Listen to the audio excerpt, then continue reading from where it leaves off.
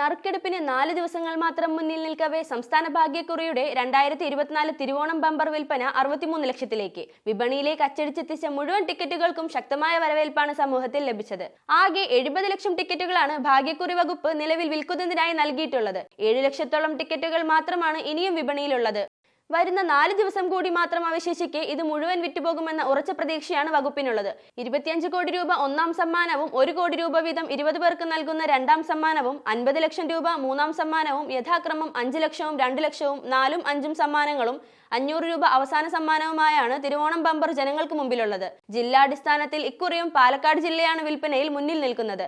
Sub ഓഫീസുകളിലേക്ക് ഉൾപ്പെടെ 11,76,990 ടിക്കറ്റുകളാണ് ഇവിടെ ഇതിനോടകം വിറ്റഴിക്കപ്പെട്ടത്. 8,24,140 ടിക്കറ്റുകൾ വിറ്റഴിച്ച് തിരുവനന്തപുരവും 7,68,160 ടിക്കറ്റ് വിപണിയിലെത്തിച്ച് തൃശൂരും ഒപ്പമുണ്ട്. മറ്റ് ജില്ലകളിലും അവശേഷിക്കുന്ന ടിക്കറ്റുകൾ ഇന്നും നാളെയുമായി വിറ്റുതീരും എന്ന നിലയിലേക്ക് വിൽപ്പന പുരോഗമിക്കുന്നു. തിരുവനന്തപുരം ജില്ലയിൽ ഇനി ആകെ 1 ലക്ഷം ടിക്കറ്റിൽ താഴെ മാത്രമേ വിറ്റഴിക്കപ്പെടാനുള്ളൂ. കൊല്ലം ജില്ലയിൽ അവശേഷിക്കുന്നത് 23,000 ടിക്കറ്റുകളും മാത്രം. പത്തനംതിട്ടയിൽ 12,000 ടിക്കറ്റുകൾ മാത്രമേ ഇനി വിപണിയിലുള്ളൂ. കോട്ടയത്ത് 23,000 ടിക്കറ്റുകളും ആലപ്പുഴയിൽ 15,000 ടിക്കറ്റുകളുമാണ് അവശേഷിക്കുന്നത്. മറ്റ് ജില്ലകളിലും ടിക്കറ്റ് വിൽപ്പന ശക്തമായ വിധത്തിൽ ജനങ്ങൾ ഏറ്റെടുത്തു കഴിഞ്ഞു.